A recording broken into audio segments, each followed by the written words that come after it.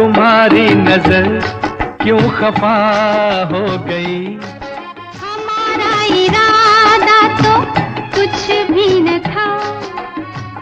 देखा एक ख्वाब तो ये सिलसिले हुए, दूर तक निगाह में है। एक इंटरव्यू में लता मंगेशकर ने कबूल किया था कि वे बहुत भाग्यशाली हैं जो उन्हें मोहम्मद रफ़ी साहब के साथ सबसे ज़्यादा गाने गाने का मौका मिला। वे न केवल बहुत बड़े गायक थे बल्कि वे एक सरल स्वभाव के व्यक्ति भी थे।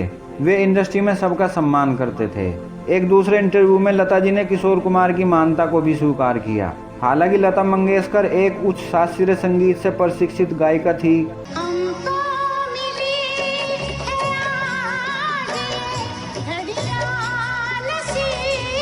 जबकि किशोर कुमार संगीत के किसी भी स्कूल में नहीं गए। फिर भी किशोर कुमार और लता मंगेशकर के गाए कई युगल गीतों में किशोरदा लता जी पर भारी पड़े।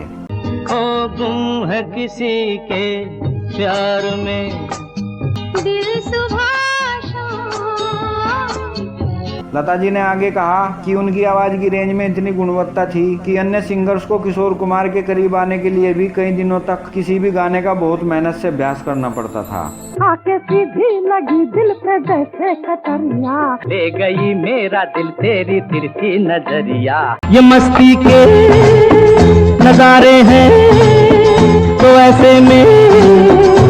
लेकिन दुख की बात यह है कि एक गाने के दौरान एक ऐसी घटना घटी जिसके कारण मोहम्मद रफ़ी और किशोर कुमार के रिश्तों में काफी समय तक कड़वाहट बनी रही और इसके जिम्मेदार थे किशोर कुमार के बड़े भाई अशोक कुमार। यह घटना साल 1966 में रिलीज हुई फिल्म तूफान में प्यार कहाँ के गाने की रिकॉर्डिंग के दौरान हुई थी। दरअसल किशोर कुमार मोहम्मद रफ़ी से खफा थे क्योंकि रफ़ी साहब ने इस फिल्म में एक ऐसा गाना गाया था जिसे किशोर कुमार की आवाज में पहले ही रिकॉर्ड किया जा चुका था। इस फिल्म में अशोक कुमार लीड रोल में थे। वे 50 और 60 के दशक के सुपरस्टार थे। हर कोई उनकी बात मानता था। अशोक कुमार ने अपनी इस फिल्म के लिए किशोर कुमार से एक गाना रिकॉर्ड कराया। इस गाने के बोल थे, इतनी बड़ी दुनिया जहां इतना बड़ा मेला। किशोर कुमार ने अपना पूरा बेस्ट देते हुए इस गाने को रिकॉर्ड किया। मगर जब फिल्म रिलीज हुई और किशोर कुमार ने फिल्म में मोहम्मद रफ़ी की आवाज़ में गाना देखा तो उन्हें बहुत बुरा लगा। वे इतने दुखी हुए कि उन्होंने रफ़ी साहब से दूरियां बनानी शुरू कर दी।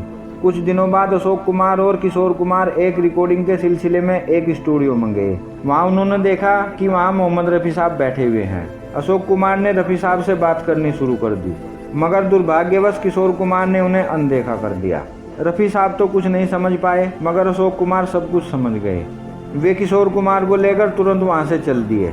घर पहुंचने के बाद अशोक कुमार ने किशोर कुमार से पूछा, तुमने रफ़ी साहब को अनदेखा क्यों किया? तब अशोक कुमार ने शिकायत करते हुए कहा कि उन्हें बहुत बुरा लगा था जब रफ़ी साहब ने वो गाना गाया, जबकि मैं उस गाने को पहले ही रिकॉर्ड कर चुका था। अशोक कुमार को किशोर कुमार के दुख का एहसास हुआ तो उन्हें इस राज से पर्दा उठाना पड़ा। दरअसल किशोर कुमार की आवाज़ में गाना रिकॉर्ड किए जाने के बाद फिल्म के म्यूजिक डायरेक्टर चित्रगुप्त और अशोक कुमार ने वो गाना सुना तो अशोक कुमार को लगा कि गाने में वो फीलिंग नहीं है जो उन्हें चाहिए थी। इसके बाद उन्होंने गाने के लिए रफ़ी साहब को फाइनल कर दिया। अशोक कुमार ने रफ़ी साहब से गाने की रिकॉर्डिंग के लिए अनुरोध किया तो रफ़ी साहब तैयार हो गए मगर रफ़ी साहब को पता ही नहीं चला कि यह गाना किशोरदा की आवाज़ में पहले ही रिकॉर्ड किया जा चुका है। अगर उन्हें पता होता तो वे इसे गाने से इनकार कर देते क्योंकि रफ़ी साहब सभी सिंगर्स का सम्मान करते थे और हमेशा उनके प्रयासों की सराहना करते थे। किशोर कुमार को जब पूरी सच्चाई का पता चला तो उन्होंने तुरंत रफ़ी साहब को फ़ोन किया क्योंकि उन्हें एहसास हो गया था कि आज उन्होंने बिना सच्चाई जाने कितनी बड़ी गलती कर दी है। किशोर कुमार ने रफ़ी साहब को फ़ोन पर पूरी घटना के बारे में बताया। यह सब जानने के बाद रफ़ी साहब को बहुत दुख हुआ, इसलिए नहीं कि किशोर कुमार ने उन्हें अनदेखा कर दिया था बल्कि इसलिए कि उन्होंने वो गाना गाया जो किशोरदा के लिए बना था। इसके बाद जब रफ़ी साहब ने किशोर कुमार की उस रिकॉर्डिंग को सुना तो वे भावुक होकर अशोक कुमार से बोले, बेहतर तो यही होता कि आप किशोरदा की रिकॉर्डिंग को ही फिल्म में रखते। जब अशोक कुमार को अपनी इस गलती का एहसास हुआ तो उन्होंने रफ़ी और किशोर दोनों से माफ़ी मांगी। मगर